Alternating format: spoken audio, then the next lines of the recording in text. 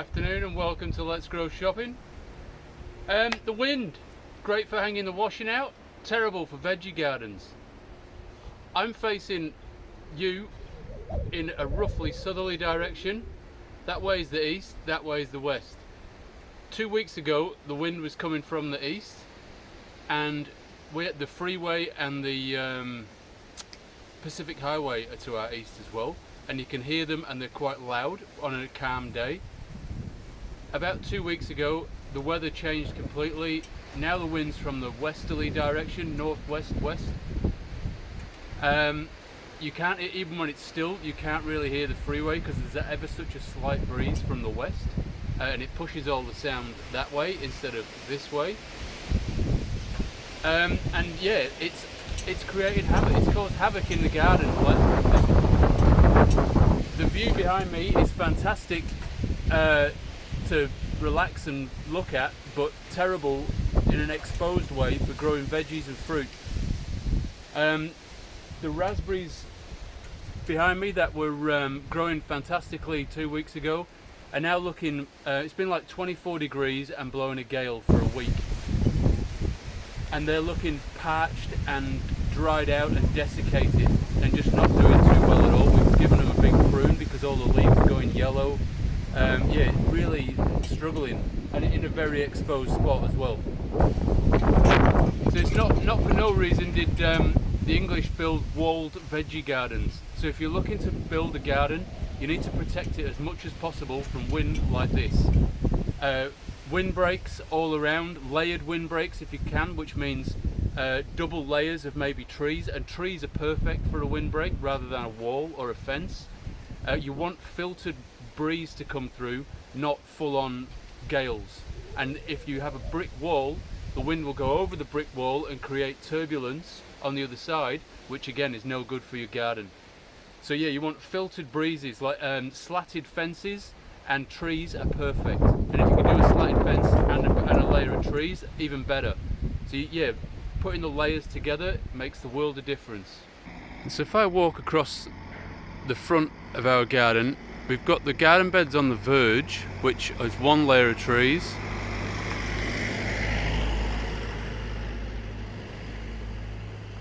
And then where the shop is coming into picture now, there's a path between those and the main garden house. And so you can see the second layer of trees. So I've created a sort of layered windbreak with 2 layers of trees. And then I'll walk this way a bit more, down the driveway, and come inside the front garden, and there's the house. So our windows aren't double glazed, so all those trees are preventing them getting just battered by the southern wind. And essentially you're making kind of a layer of insulation for the house. The winds are deflected over the roof rather than straight at the walls. Again in the front garden, just looking at it from a different angle, you can see the layers of trees. And I'm just walking up to the western side of the house. So on the left there, I've tried to put in like there's a native banksia and I think it's an aniseed myrtle tree that will grow quite big, and the neighbours have put 3 bushes in, which you can't see from here, which also help. I've put these the feijoa hedge.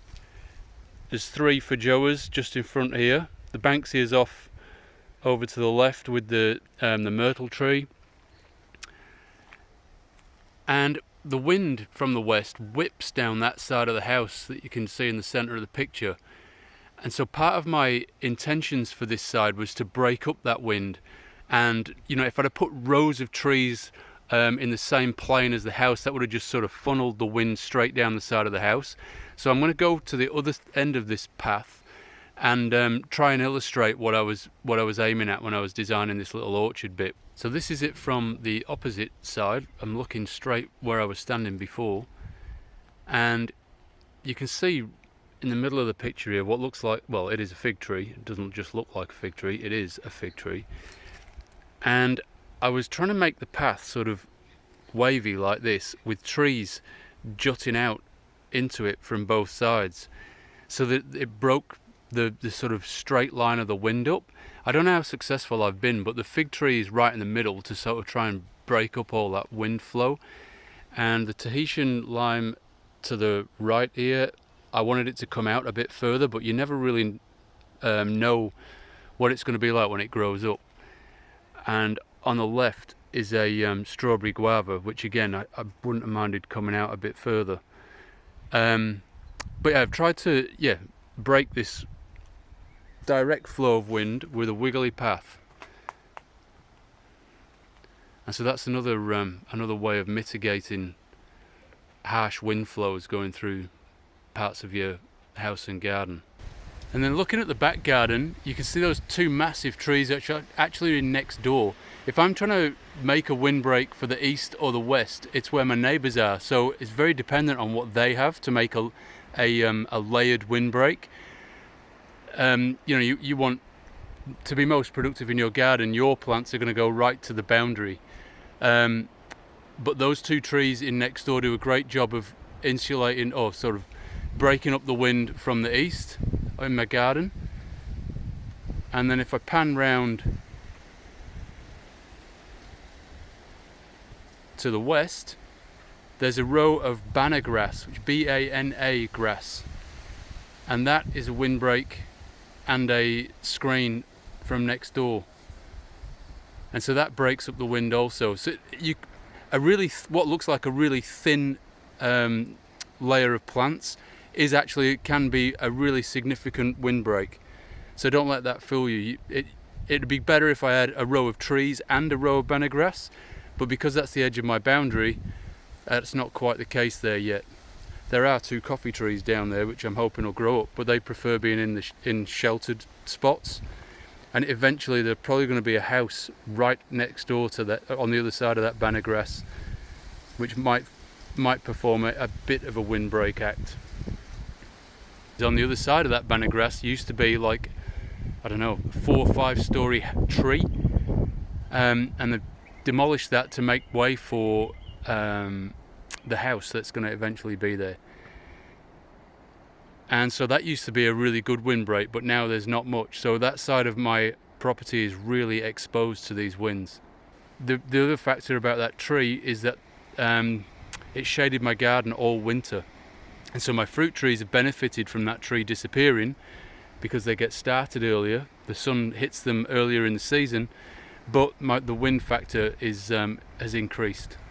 And just on a sort of related topic, if you have a pond, which are amazing for diversity and wildlife in your garden, I would recommend anyone get some kind of water feature in the garden just for that purpose only. I've put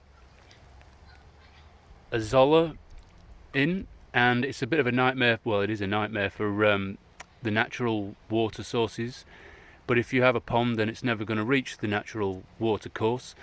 Then it is fantastic for covering the surface of the water and stopping evaporation from both the sun and the wind.